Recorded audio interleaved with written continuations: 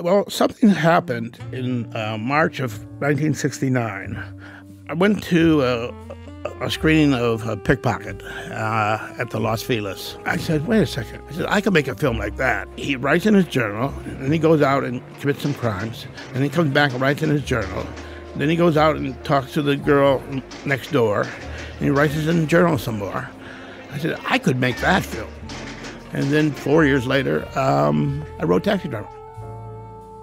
Well, I wrote that script in 10 days, in 2 drafts. It jumped out of my head like an animal. I've fallen into a difficult period in Los Angeles where I was living in my car and just sort of driving around, having a lot of trouble sleeping. And then finally I got a pain in my stomach, which turned out to be an ulcer, and I went in the hospital. And then while I was talking to a nurse in emergency, I realized I hadn't spoken to anyone in several weeks. When I came out of the hospital, the idea of the taxi cab hit me. I said, this is the metaphor I have been living. This is the metaphor I'm looking for. Here's a man who is totally cut off in the midst of the crowd, a man who will take anybody, any place for money, a man in front of whom people will do anything. He is regarded as an automaton, yet he is in the middle of the crowd. He is the perfect metaphor for what I was feeling, being in the middle of a mass, yet perpetually, but increasingly isolated. And that is what the character is going through. And his isolation increases as the movie progresses. You know, it scared me that I was at that place at that time. I mean, the person who wrote that script is long gone, and I don't even know if I would recognize him if I saw him. Now, what is a metaphor? A metaphor is the stand-in. It is not the problem itself. The metaphor for a lonely boy is not a lonely boy. The metaphor for an unattractive girl is not an unattractive girl. It's something like the metaphor, like the problem, but not the problem itself. It's like 2 wires. You have the problem and the metaphor, and they have to get close enough for a spark to jump across. And if they're too far apart, there'll be no spark, and if they're on top of each other, there'll be no spark. So you have to tease them and play with the spark. And great stories throughout history have had great metaphors. Some of the most famous stories. And if you have a good problem and a good metaphor, a lot of the battle is won already. And a metaphor could be sometimes an occupation, taxi driver. It could be a historical moment in time, you know, Waterloo, I suppose. But it has to be something that expresses your problem without being the problem itself. Okay, you have a problem. The problem is loneliness. You have a metaphor, taxi cab driver. Shove your problem into the metaphor. What happens? You know, as soon as that metaphor occurred to me, then it was relatively simple to find a plot that would adhere to the psychological reality. You know, and the psychological reality is that this person is creating the nightmare. He is not subject to it. So therefore you have a situation where the girl he desires, he cannot have. The one he can have, he cannot desire. So he tries to kill the father figure of one, and when he fails, he kills the father figure of the other. And in his mind, it was all the same. The fact that one is a politician and one is a pimp really doesn't make much difference.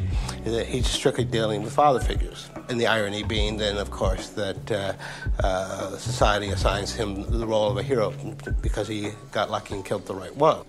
That is the entire plot of Taxi Driver. And all that comes from is taking this loneliness and shoving it through a taxi cab and imagining what can happen. You know, there's only a certain number of plots out there. But if your problem is interesting enough, if you've analyzed it properly, and if your metaphor is intriguing enough, hackneyed plots from yesteryear will live again as you push them through because they will have a new life. They will be, the new wine in the old bottles. Well, if you can lay down enough sort of hints, even if they don't put it together quite the way you would have put it together, if they put it together and they come up with a truth, that's a pretty valuable and good thing to happen. You don't have to demand that they come up with exactly the truth that you would have come up with.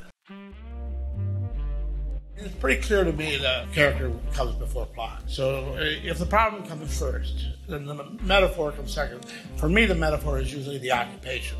And so, for me, plot comes out of character. And the essence of character is contradiction. I love my wife so much I hate her. That's character. So out of these characters come plots. And the really interesting characters are people who do things against their own best interests and don't understand why. Travis Bickle says, I have to get healthy while he's drinking and taking pills. You can call that plot, but that's character. He says, I have to live a pure life, and he's popping pills. My favorite line in the script is, he says, a person should not live a life of morbid self-attention. That's all he does, is live a life of morbid self-attention. He despises sort of gutter world of pornography, yet that's what he goes and sees. It is essentially a contradictory life that has to resolve itself, and in the uneducated world of this character, it resolves itself in the very American way of taking a gun and attacking someone else. In another culture, he might have taken it out on himself, in France or Japan. But in America, we tend to, act out these dramas on someone else's stage rather than our own. I think he puts himself, like in a Catholic reference, you would say the occasion of sin. He puts himself in those areas, which aggravates him the most. He puts himself right in the hellhole. Why would he want to drive a cab at night in New York? If you look at the first scene, he says, where will you go? Will you go up to Harlem? Will you go here? Will you go there? He says, I'll go anywhere. Literally, this idea of a person who's repulsed by this sort of thing so much, and yet surrounds himself with it so that he could torture himself with it, and then eventually act out on it, against it. And really, he's acting out on those things inside himself. He acts out his fantasies, and I guess that's the definition of somebody who goes crazy, which we all have fantasies, but he literally acts them out. Especially the scene, I guess, the ritualism of building the gun rack on his arm and putting the knife on his as and preparing for some sort of urban guerrilla combat with the forces of evil in the streets. I mean, like Batman. Is the Batman character in the new film, is he crazy? Well, he kind of acts that way. When he says, who are you? He says, Batman. It's somebody who's acting out the fantasies, and I guess in that respect, he is like all of us, only he acts them out. People have a tendency to make too much of likability in movie characters. I think what they really need to be is fascinating. And you don't have to give Travis Bickle a dog. I think he's fascinating to watch, and you can sort of walk in his shoes and sort of see the world as he sees it. And at some point, you have to keep the character free. You say, Travis, I'm not going there with you. You're on your own now. But until then, it's a kind of interesting, walking beside him and sort of seeing his world. Paul always felt it was important that he never knew anybody. He didn't know any celebrities. He was completely in his own world. The movies he would go and see would be the porno movies, and he had no sense of fitting in with people. This man has been cut and is cutting himself off, because it's important in the film, he is the one who's turning up the flame under his own pressure cooker. Even more than the city, he is driving himself up, pushing himself to the end.